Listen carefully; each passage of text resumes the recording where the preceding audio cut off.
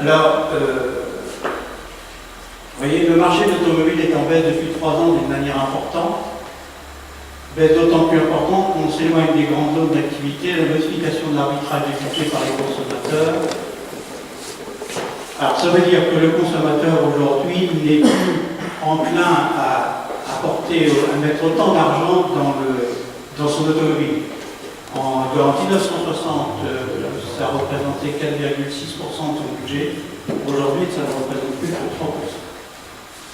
Nous sommes en baisse constante du kilométrage moyen parcouru annuel. Aujourd'hui, on ne s'en est plus qu'à 12 666 km. En gros. Donc, d'où l'intérêt de la profession de s'inscrire dans cette nouvelle mobilité, dans ces nouveaux modes de transport. Et puis de s'adapter aussi à tout ça. Alors, je vais vous présenter rapidement le sujet, brièvement, parce que je vous avoue que j'arrive pas un peu comme un cheveu sur la soupe, mais presque. La seule région qui a aujourd'hui entrepris une démarche au niveau de la nouvelle mobilité, c'est la région Bretagne. Donc je vais parcourir avec vous tout ce qui met au tableau. Donc on va aller un petit peu plus loin. Voilà. Voilà, pour nous, la mobilité représente comme un facteur essentiel de compétitivité. Le projet régional financé en partie par la TEM propose aux organisations de les accompagner afin de développer leur activité en prenant en considération ce facteur qui est la mobilité. C'est l'expérience qui est menée en Loire-Bretagne. Alors, nouvelle offre de services proposée par les professionnels des services d'automobile. Nouveaux outils numériques, émergence de nouvelles pratiques de mobilité, besoin de mobilité sur le territoire. Il a un territoire en Bretagne qui peut être la même chose sur le territoire. Enjeu du projet, développer pour les professionnels des services de l'automobile, développer leur activité économique, diminuer les coûts de l'immobilisation de certains véhicules, proposer un service pour des besoins identifiés sur le territoire. Alors, le principal but de l'activité qui a été mis en place sur la Bretagne, c'est de permettre aux personnes qui ont un permis de conduire mais qui n'ont pas les moyens de se déplacer, de bénéficier d'un véhicule à un coût réduit. Et diminution des coûts de déplacement. Réagir face à l'urgence économique, dynamiser le territoire, proposer une offre complémentaire de mobilité, faciliter l'accès à l'emploi. Les 2 ans, alors c'est toujours sur le développement de ce qui est fait en Bretagne. Développer le tourisme vert, favoriser l'accès à l'emploi. Voilà. Donc, voilà ce qui est proposé en Bretagne, avec un véhicule électrique, 10 € la mi-journée et 20 € la nuit.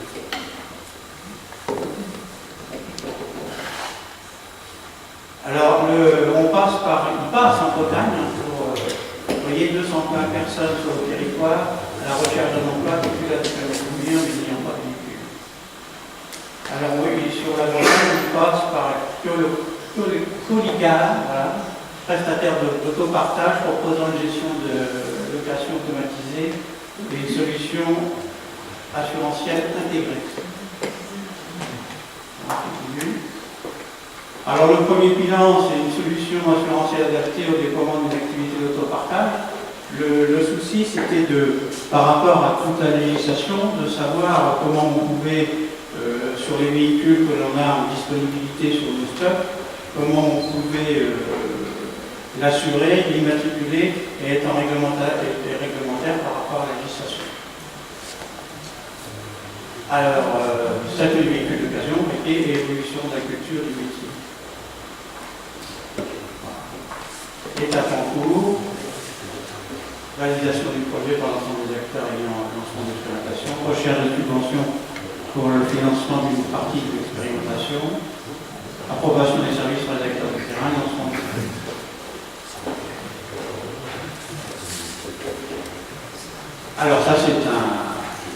si les garagistes développaient un autopartage numérique sur le plan national. Donc chez nous, on est vraiment au balbutiement, hein, on essaie d'aborder un peu. Mais tout ça, c'est une réflexion par rapport à la complexité et à l'évolution de notre profession. On est dans une profession qui évolue d'une façon rapide. Pourquoi? Pour deux facteurs. D'abord, le premier, c'est que le consommateur n'est plus enclin à consacrer autant d'argent à son produit, à l'achat de sa voiture. Le deuxième, c'est que aujourd'hui, la fiabilité des produits fait qu'il y a une durée de vie beaucoup plus importante. Alors tout ça, ça a un impact phénoménal sur notre métier. Il n'y a pas de problème. Il faut savoir que par rapport à tout ça, la baisse de kilomètres annuels, la fiabilité du produit, on perd 2% du chiffre d'affaires depuis 10 ans.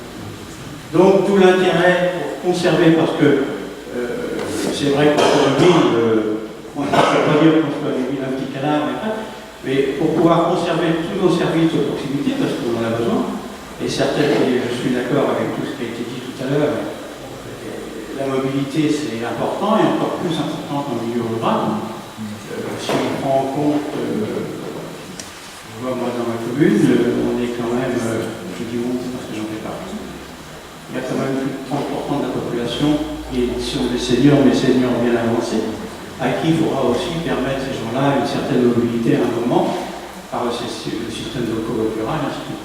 Donc on offre aux nous professionnels un maillage important puisqu'on a le réseau primaire, on a de distribution, mais après le réseau secondaire, tous les agents, les minéraux, ainsi de suite, qui sont bien répartis géographiquement sur le territoire et qui peuvent servir de relais ou faire une offre à la population pour permettre demain de faire du covoiturage, de copartage, etc.